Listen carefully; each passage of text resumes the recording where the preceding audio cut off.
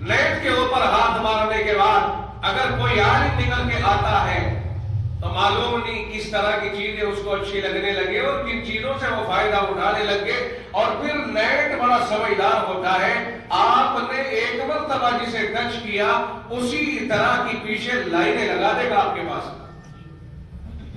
Net بڑا ہوشیار ہے. آپ ہوشیار نہیں ہیں لیکن ایک مشین بھی ہے جسے اتنا ہوشیار بنایا گیا ہے کہ جس طرح کا آدمی ایک مرتبہ اس کے اوپر ٹچ کر دے اسی انداز کی چیزیں اسے فراہم کرنی شروع کر دیتا ہے. اس نیٹ کی بےبودیوں کو سمجھنا بڑا مشکل ہے. آدمی نے اپنی مرضی سے کسی کو چن دیا اور دماغ نے طے کر دیا کہ صاحب فلاں کی میں تو تقریر سنتا ہوں کیا ٹھکانے بڑی سمجھ میں آنے والی بڑی پوائنٹ کی بات کرتا ہے. سمجھنا اسی کو آئے گا جو پہلے سے اس موضوع کو سمجھتا ہوگا. میں وکیل نہیں ہوں جو پوائنٹ عدالتی ہو سکتے ہیں وکیل ہی مجھے بتائے گا.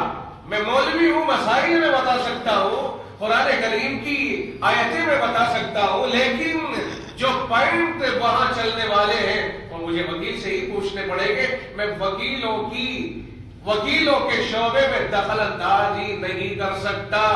دنیا مجھے بے وقوف کہے گی.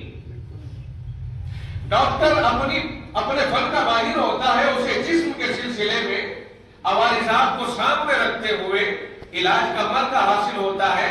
اسے معلوم ہے کہ اگر یہ پھلاوٹ آئی ہے تو اس کا سبب کیا ہو سکتا ہے, اگر بلڈ پریشر بڑھتا ہے تو اس کا سبب کیا ہو سکتا ہے وغیرہ بہت سے امراض ہیں. میں اگر مولوی ہونے کے بعد ڈاکٹروں کی تجویز اور تشخیص میں دخل اندازی کروں مجھے پاگل گھوشت کیا جائے گا. مجھے بھی اپنا علاج ڈاکٹروں سے ہی کرانا پڑے گا. اگر وہ مجھے کسی سرنج کو لگانے کی تجویز رکھیں گے مجھے وہ لگوانی پڑے گی. میں منع نہیں کر سکتا. وہ جس طرح کی پرچے میں دوائی لکھیں گے اسے مجھے لانی پڑے گی. میں آپ کو یہ ادھارن کے طور پر یہ باتیں اس لیے کہہ رہا ہوں کہ آج کے دور میں جو کھڑا ہوا اسلام پر اعتراض کرنا بہت آسان ہوتا ہے اور قرآن اور حدیث اور علم دین کے اوپر تجزیہ کرنا تو ہر ایک آدمی کر سکتا ہے. اس لیے کہ سامنے والا کمزور ہے بظاہر, نتائج بعد میں نظر آ رہے ہیں اس کے سامنے. یہاں دنیا کے اندر جو چیزیں ہیں ان کے نتائج بھی سامنے ہیں. اس لیے میں عرض یہ کرنا چاہتا ہوں کہ یہ دینی باتیں ہمیشہ دینداروں سے ہی سوچنی اور سمجھنی چاہیے. ہر کس و ناقص نہ بتا سکتا ہے نہ اس کا اہل ہوتا ہے. نیٹ آپ کو بہت دفعہ گمراہ کر دے گی.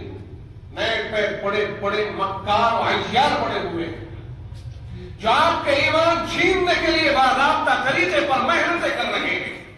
رات دن اپنے بیانات گندگی ان میں شامل کر کے اسلام کے خلاف اور بڑے پیارے انداز میں آپ کو اس انداز میں لے کر کے چلیں گے کہ پتہ بھی نہیں چلے گا اور آپ ان کے مقصد کے مطابق ذہن بنا لیں گے اپنا اور اپنوں سے لڑتے نظر آئیں گے. اب کہیں گے صاحب فلاں صاحب یہ کہہ رہے ہیں, آپ فوری طور پر سرچ کریں گے گوگل پہ گانے کی. ہم خوب جانتے ہیں, ہم خوب دیکھتے ہیں ان باتوں کو. کوئی بڑے سے بڑا عالم ڈاکٹروں کی دوائیوں میں مداخلت کرنے کا مجاز شرعاً نہیں ہے, اس لیے کہ اسے پتہ ہی نہیں دوائیوں کے سلسلے میں. وکیلوں کی وکالت میں مداخلت نہیں کر سکتا. تو پھر علماء جن چیزوں کو جانتے ہیں غیر عالم ان میں مداخلت نہیں کر سکتا ہے. علم تو دنیا میں بہت ساری چیزوں کے ہیں. ایک آدمی مثال کے طور پر پیشاب کو چیک کرنے میں ملکہ رکھتا ہے, ہم نہیں کر سکتے. وہ بتائے گا کہ آپ کو کیا بیماری ہے. ایک آدمی خون چیک کرنے کا ماہر ہے, وہ بتائے گا. ایک آدمی لعاب چیک کرنے کا ماہر ہے, کوئی بلغم سے بیماری ہے سمجھتا ہے, کوئی کسی چیز سے. ہم نہیں کر سکتے ہیں وہ کام جو وہ کر رہے ہیں, لہذا ان کی رپورٹ کے اوپر اعتماد کرنا ہوگا. آج تک کبھی نہیں سنا ہوگا کہ ڈاکٹر کوئی تجویز پیش کر رہا ہو اور مولوی اس کا وروध کر رہا ہو, وکیل کوئی تجویز پیش کر رہا ہو اور مولوی اس کا وروध کر رہا ہو. جس دائرے میں اس کا کام ہے ہی نہیں اس دائرے میں وروධی ہوگا کیوں؟ اور ہم نے دیکھا ہے کہ وکیل دماغ چلاتا ہے, ڈاکٹر دماغ چلاتا ہے, قرآن میں دماغ دماغ چلاتا، جبکہ کوئی حق نہیں پہنچتا ہے اس کو کہ وہ قرآن کو کھول کر کے اس کے اوپر اپنی رائے قائم کرے۔